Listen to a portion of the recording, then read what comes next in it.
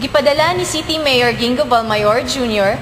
ang mga hinabang alang sa mga nabiktima sa 6.9 magnitude nga linog nga nahitabo ni atong adlaw Lunes, Pebrero 6, 2012 nga nagdulot og grabeng kadaot sa mga lugar sa Negros Oriental. Ang maong mga hinabang naglakip sa mga sinako nga bugas, kinarton nga mga noodles, mga nilata, munggos nga tunga sa sako, bottled water ug itlog para sa gihulngan og La Libertad.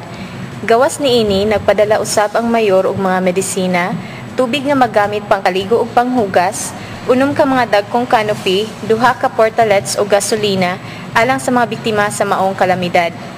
Mismo si City Mayor Valmayor ang nangunay sa pagbisita sa mga nabiktima sa linog dito sa Gihulngan City ug personal nga gihinabi si City Mayor Ernesto Reyes aron nga mahibaw-an ang ubang gikinahanglan sa ilang lugar.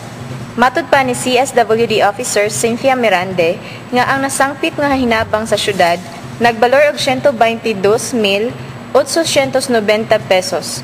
Si Mirande nagkanayon nga gawas sa hinabang sa syudad, aduna pud individual nga mga taga San Carlos nga nanghatag og mga bugas, mga nilata, mga noodles, bottled mineral water, school supplies ug mga used clothing.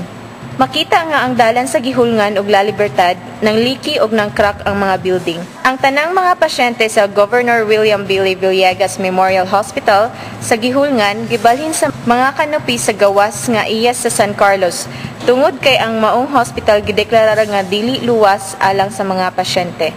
Ang uban nga mga biktima sa linog nga taga Gihulngan anaa dinhi sa San Carlos kasamtangan nga gipagamit ang covered court sa Barangay Rizal ug ang uban anaa sa Algiers Community Center ug ang taga CSWD padayon sa pag-atiman sa mga biktima sa linog nga temporaryong anaa sa nasangpit nga barangay.